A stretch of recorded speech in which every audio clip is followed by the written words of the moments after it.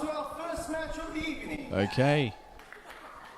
Here with Jack Bonza. Do you want to tell us where this was and what match it is? This is for PWA at the Campbelltown Catholic Club. It is the Four Nations. Jack Bonza and Adam Hoffman wrestling the Rainbro Warriors of... God, what are their individual names? Kurt Savage and the Rainbro... Oh, well, he's Rainbro just Rainbro. And Scotty, and Samoan Warrior. Samoan Warrior. Yeah, this is for the PWA Tag Team Championships. Fuzzy making sure those turnbuckle pads are in there. Just that corner. Only in that corner. Yeah. At this point, a bit of a delayed entrance. Yeah.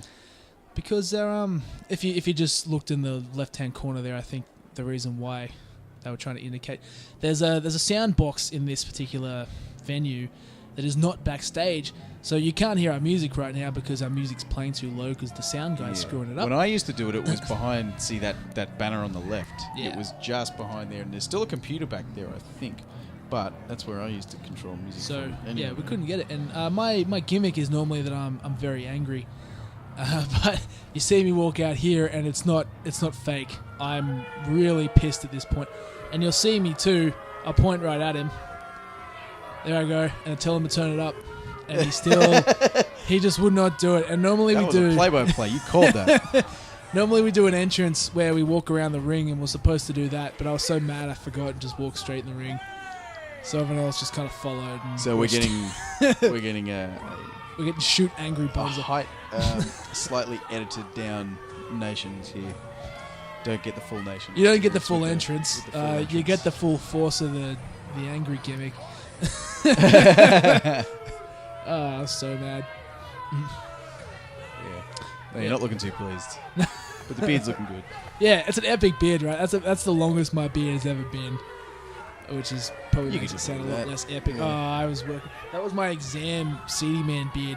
I refused to shave my beard until my exams were done at the time. And so that's about 3 months growth. It looks good. Hoffman's happy to be there. Yeah. Oh, Hoffman's always happy to be there. It's kind of his thing. And Sean Customs in the house. Yeah. I think he's extra happy to be there. At that point. And here they are, the Rainbow Warriors. Yeah. So we're talking about entrances before. I think. Yes. Oh yeah, we did a recording of this track before, and it turned out my new equipment, which I apparently don't know very well. Well, I didn't know at the time. I'm learning new things about it every minute. It wasn't recording at all. No. It's like the infamous podcast that I got with Evie, where I forgot to press record. Yeah. But these guys have got those fantastic tie-dye shirts, which we were mentioning. The tie-dye shirts, we're loving them. They still owe me one. They said they'd give me one for free. But they the thing with them was I think they spent like a very large amount of money on the stencil to get these made. So they make them themselves, but then they just print them on white shirts and they tie-dye them themselves. Beautiful. So you know that each individual shirt it's got a lot of tender loving care from the Rainbow from the men themselves. Yeah. And I mentioned that I saw them post the design the night before on Facebook, and I was loving the fact that they hadn't posted a design with the colours yet. It was just a white shirt with the black Rainbow Warriors logo, and I said, give me one of those. I am getting myself a colourless Rainbow Warriors t-shirt. Yeah. So, the other thing we're talking about, I think, was the entrances, the importance of the entrances. Yeah. And I was just saying how, if you watch it, I think the Rainbow Warriors in particular do a good job. It's just the establishment of the characters. So, I mean, the first step in a match is you need to let the crowd know who they're supposed to boo and who they're supposed to cheer. And the entrance is really your first opportunity to do that, as well as get your characters across. And we come out and the audience is pretty secure that they're supposed to boo us. And then with the tie-dye, very happy, very fun-loving Rainbow Warriors, they obviously very clear they're supposed to cheer them. With the, I mean, you guys are the champions and you came out first. Yes. Was that thrown to the side on this occasion because it was first match of the night and because shows generally go with the rule of first people out the curtain. It's easier to get booed than cheered. And so when you walk out there, the first thing you do is you can get them to boo you. And then once they hate you, they'll by love default. someone. Yeah. Purely because they're opposing you. Yeah. So I think that's the general idea. I didn't mind. It was, except for the music screwing up. That's never good. No. And this is where I also noticed that the Samoan Warrior is wearing a pair of shorts that I thought were stolen by Mark Davis. And I really hope that Rainbro just has a whole Superman closet full of Rainbro tasseled shorts every morning that he can afford to give to heaps of people. Opens his closet and spends 20 minutes deciding which ones to wear. Yeah. All exactly the same. Plain potatoes. Oh, and if you watch that too, Scotty clearly loses at scissors paper rock, and then so they play again, and then he loses again, and then he starts anyway. Oh wait, but does that? Yeah, that would maybe be... maybe neither of them wanted to face me. They didn't want to start. It would work if they weren't the fan favourites and then weren't trying to look as tough. No. But they should be fighting over who wants to, who's chomping at the bit. Yeah, who knows?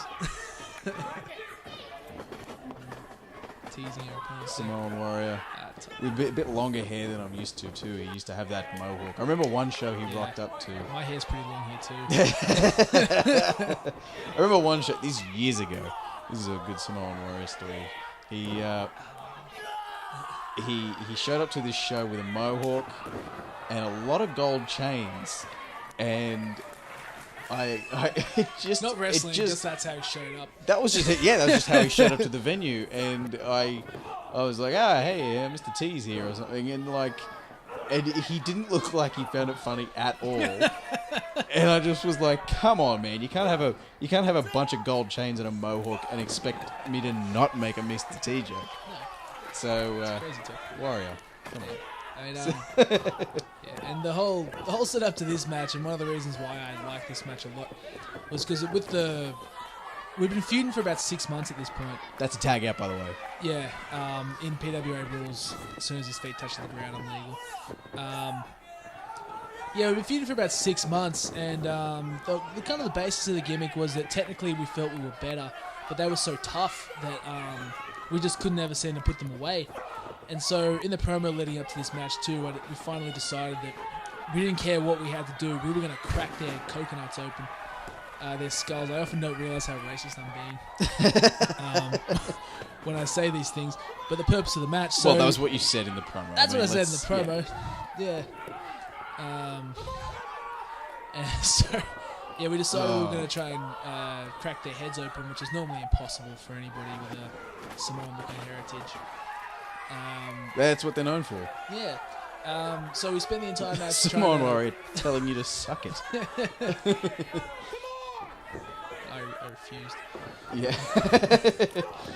I've been cutting him off. Yeah, I told you I refused. Yeah. And then going for the German suplex, he goes for Samoan I assume it's a Samoan job because he's Samoan.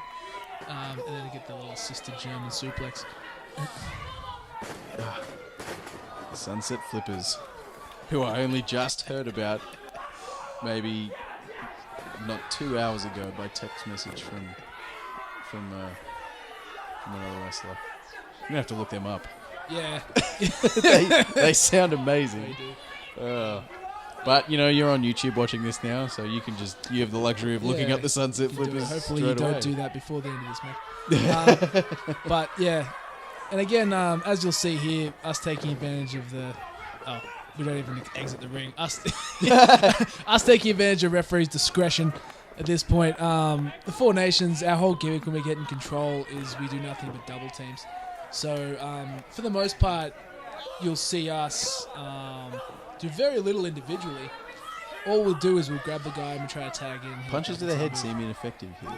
Well, we're trying to crack his head, You got a hard head. You gotta. The journey of 1,000 miles starts with a single step. You gotta start working at it. But here we go to a little bit bigger of an extreme. Just trying to kick his head against the turnbuckle. With the you mentioned tag team moves before. How many would you say you've got in the arsenal? All of them. Which I love. Yeah.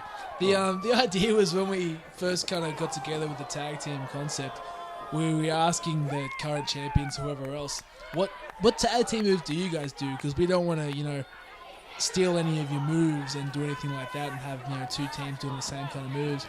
Nobody in the company seemed to have any double team moves, except maybe Robbie and Ryan, who...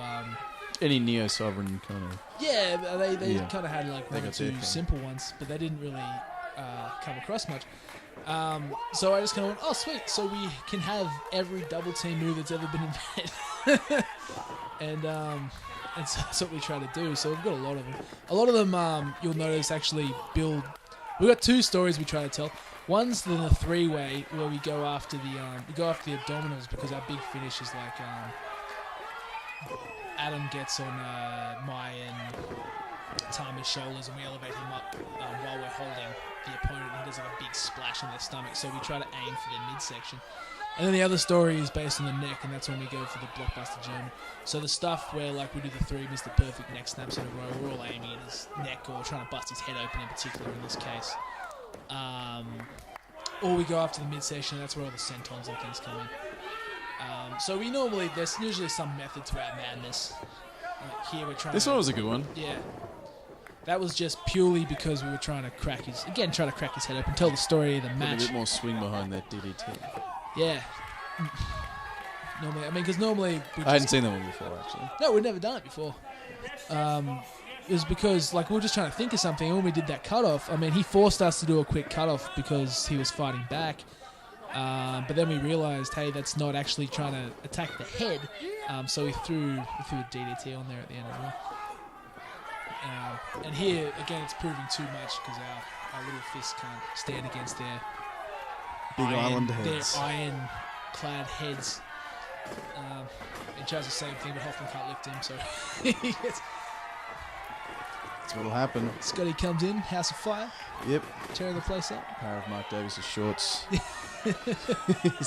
Who was in the house? Maybe that's why. Maybe he just took them back. I just remembered that Mark Davis was actually at this show. Yeah. A lot of speed on that one. It's good. Didn't quite capitalise. Well. No, he had to get his nip up. There we go. Of course. And later a super kick to it. No, what's it called? No assist with the nip up either. It was all legs. Yeah, he can do it. No push off. And here we see the culmination of the story, and one of the reasons why I'm more proud of this match. We're trying to crack his head the whole time, and there I am with the brass knuckles. We finally get the job done. We decide no matter what we need to do, we're going to crack his head open. Now, the little story behind that one too was that one actually busted him. Yeah, we spoke ahead of time, and we agreed that I wanted to hit him once and he would go down, and he's like, oh, maybe you give me 2, and I'm like, okay, 2 hits to the head with brass knuckles and you're out. We're out there, and I had to hit him 4 times before he would go down. And so we got to the 3rd one and he still didn't go down. So the 4th one, I pretty much just punched him in the head. As a pretty, I hit him pretty hard. And so he's actually, I'm not sure if you can see it, but he's bleeding out of his head. Refs made the decision to restart the match, which is a load of crap because we should have been disqualified and kept our belts. Yeah. I think. Well, he's giving the people what they want. It's a cube. Hey. It's a special moment. Finally get the Samoan drop there. Rainbro. And catches up his little move. And he fixed it. He gives himself a reverse DDT. just to prove that his head's uncrackable. Oh, there you go. That's a good way to look at it. Oh, Bonza with the victory roll. Yeah. Very good. I did steal that move off B-Boy, actually. The Victor B roll. Oh, bang. My head's not uncrackable. Sean Custom is proving to be a little ineffective. Shawn Michaels. A little nip up and super kick. Oh, you mean the manager, Sean Custom? Oh, I meant Sean Custom out there. Oh, he's completely useless.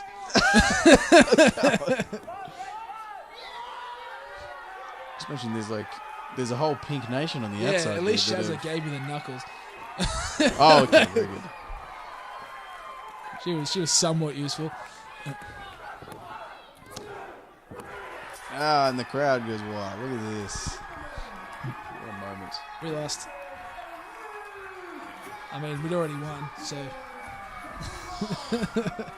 I don't know. It's a lot of crap, but anyway, That's that decision. it was a good night for those guys. I mean, it was a culmination of a big few that I think. I mean, your night wasn't over anyway. No, it wasn't actually. I later went on to win a #1 contenders rumble. So I don't know what time you'll be listening to this, but hopefully by the time you listen to it, I'm PWA champion. Oh well, this will be up there for ages. So we'll see how we go. Yeah. And then also after that, I was a lumberjack, Bonza. Lumberjack Bonza, killing it. Jack Bonza, thanks again for being a part of this, and we did recorded it all. It's worked. Fantastic. Thanks. See ya.